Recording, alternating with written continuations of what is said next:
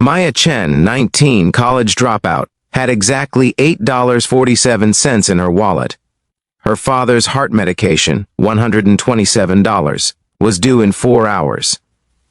When she walked into the Christmas café at 11:23 p.m., desperately seeking warmth, every table was full except one. A man in a $3,000 suit sat alone at a table for four. Maya approached, shivering. "Is this seat only for the rich?" she asked. What Maya didn't know, that man was testing her. 72 hours later, her entire life would change. Maya's bank account, $8.47. Her father's medication, $127 every 2 weeks. The pharmacy bill, overdue by 11 days. Her father had suffered a stroke 7 months ago, massive, sudden, leaving him paralyzed on the left side, and Maya with $340,000 in medical debt. She dropped out of NYU during sophomore year, moved back home, worked 3 jobs, 16-hour days, 5 hours of sleep.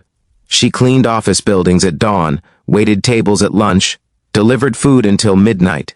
Before her father's stroke, Maya had dreams, pre-med, Johns Hopkins acceptance letter, a future saving lives. But she'd sold everything, her laptop, her textbooks, her grandmother's gold necklace, to cover bills that never stopped coming. Her scholarship evaporated. Her boyfriend stopped calling when she moved home. December 23rd, 11:23 p.m. Sterling's Cafe on Madison Avenue, glass windows covered in fake snow, red velvet chairs, $18 lattes. Maya had walked 2.3 miles in 28-degree weather because the subway cost $2.90 she couldn't spare. She needed to sit down, get warm, just for 20 minutes before her next delivery shift started at midnight. That's when she saw him, a man, maybe 52, sitting alone at a 4-person table, perfect suit, silver watch, reading a leather notebook. Every other seat in the cafe was taken. Christmas music played. Couples laughed. Maya stood at the entrance, wet sneakers squeaking on marble floors. What Maya said next would cost her the last of her dignity. Maya's stomach twisted. Everyone here looked wealthy, designer. Coats. Shopping bags from stores she'd never enter. She didn't belong, but her feet ached. Her fingers were numb. She walked toward the man's table. Her voice came out smaller than intended. "Excuse me, is this seat only for the rich?" The man looked up. His eyes were sharp, cold, calculating. He studied her, torn coat, wet sneakers, shaking hands. The cafe went quiet. People stared. A woman in fur whispered to her husband. Maya's face burned. She turned to leave. "Sit," the man said. His voice was flat. Maya hesitated. "Please," he added, but it didn't sound kind. It sounded like a command. She sat across from him, as far as possible. Her coat dripped water onto the velvet chair. She kept her eyes down. The man returned to his notebook. He didn't speak. Maya sat frozen for 8 minutes. Then she stood. "Thank you," she whispered. The man didn't look up. Maya walked out into the freezing night. She'd made it worse, humiliated herself in front of Manhattan's elite. But she'd been warm for 8 minutes. That 8 minutes of silence would haunt her in ways she never expected. The next morning, Maya's father collapsed. Blood pressure, 180/110ths. Critical. The ambulance ride, $1,200. The ER wouldn't see him without the overdue medication payment. Maya begged. She cried. The pharmacy manager shook his head. "Policy. We can't extend credit again." Her father sat in the waiting room, gray-faced, sweating. Maya called everyone. Her aunt hung up. Her cousin said no. The bank rejected her loan application in 4 minutes. But the ER nurse, an older woman named Gloria, pulled Maya aside. "There's a charity fund. It takes 48 hours to process. Bring him back Thursday." She squeezed Maya's hand. "He'll make it." Day 2. Maya worked a double shift at the restaurant. Her manager caught her eating leftover fries from a customer's plate. "That's theft," he said. "You're done. Fired. Job number 2, gone." She walked home in the dark, 43 blocks. Her phone buzzed, unknown. "Number," she answered, heavy breathing. Then, "Maya Chen?" A woman's voice, professional, icy. "We need to discuss something. Tomorrow, 10 a.m., Sterling's Cafe. Don't be late." Click. Maya's heart raced. A job offer, a mistake? She didn't know, but it was something. A chance. What Maya was about to discover would shatter everything she believed about that night.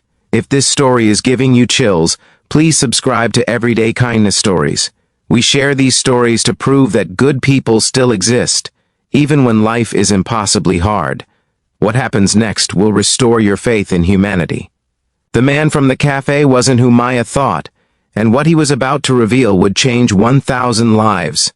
Sterling's Cafe, 9:58 a.m. Maya arrived 2 minutes early wearing her only clean shirt. The cafe was different in daylight, empty, quiet. She saw him immediately. The man from that night. Same table, same leather notebook. He stood when she entered. Maya Chen. Sit. She sat. Her hands trembled. My name is Richard Chen, he said. Maya's breath caught. Chen, same last name. Coincidence? No relation, he added, reading her face. I'm the founder of Chen Capital Management, worth $890 million. For the past 3 years I've been conducting an experiment. 412 people. I sit alone in expensive places. Cafes, restaurants, hotel lobbies. I wait. I watch who asks to sit, who apologizes for existing, who questions whether they deserve space. Maya's pulse hammered. You were number 412. In 3 years, 411 people asked to sit, politely, nervously. But you were the only one who asked, is this seat only for the rich? You named the system. You called out the inequality. You didn't apologize for being poor. You challenged me. Richard leaned forward. My daughter died 9 years ago. Leukemia. She was 16. Before she died, we went to a cafe in Boston. She asked a woman if she could sit. The woman said, this table is for paying customers. My daughter had cancer. She was bald, weak. That woman looked at her with disgust. I've been searching for someone who understands what it means to be excluded, to be judged, to be denied basic human dignity. What Richard offered next would seem impossible. I'm offering you a position, Richard said.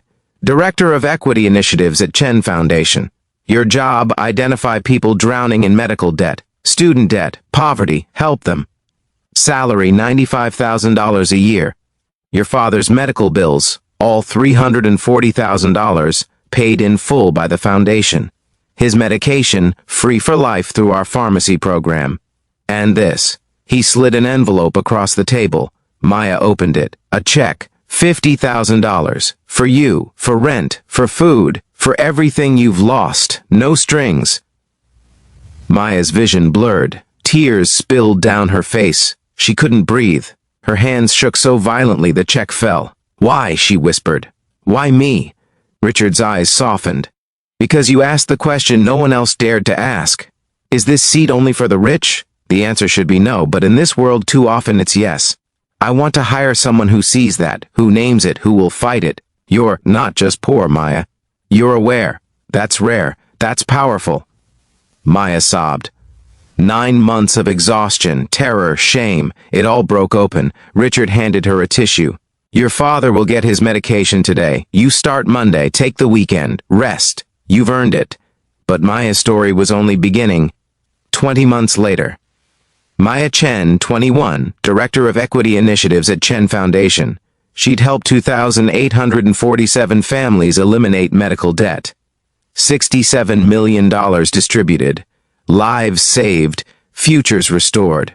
Her father David was walking again, slowly, with a cane, but walking, smiling, proud of his daughter. Maya kept a photograph on her desk. Sterling's Cafe, that table, that night. Richard had it framed for her first day. A reminder. She'd asked the question that changed everything. Is this seat only for the rich? She'd forced the world to answer. The foundation expanded. Maya created the Empty Seat Initiative, partnering with 340 cafes, restaurants, and businesses across 23 states. Reserved tables for people experiencing homelessness, free meals, warm spaces, dignity, no questions asked. The program served 19,000 people in its first year. She returned to NYU, part-time, pre-med. Richard paid her tuition. Finish what you started, he'd said. She would graduate in 2 years, then medical school. She'd become the doctor she'd always dreamed of being. Maya visited Sterling's cafe every December 23rd. She sat at that same table, alone, waiting, watching. And when someone approached, nervous, cold, desperate, she smiled. "Please, sit. This seat is for everyone." And that one question? It built an empire of kindness. Sometimes the bravest thing you can do is ask the question everyone's afraid to ask. Maya didn't apologize for being poor. She named the inequality, and that honesty changed thousands of lives. Good people still exist. You just have to be brave enough to speak your truth. If this story moved you, please subscribe to Everyday Kindness Stories and hit the bell. Next time, we'll share the story of a janitor who gave his lunch to a stranger, and what that stranger did next will leave you speechless. Thank you for watching. We'll see you in the next one.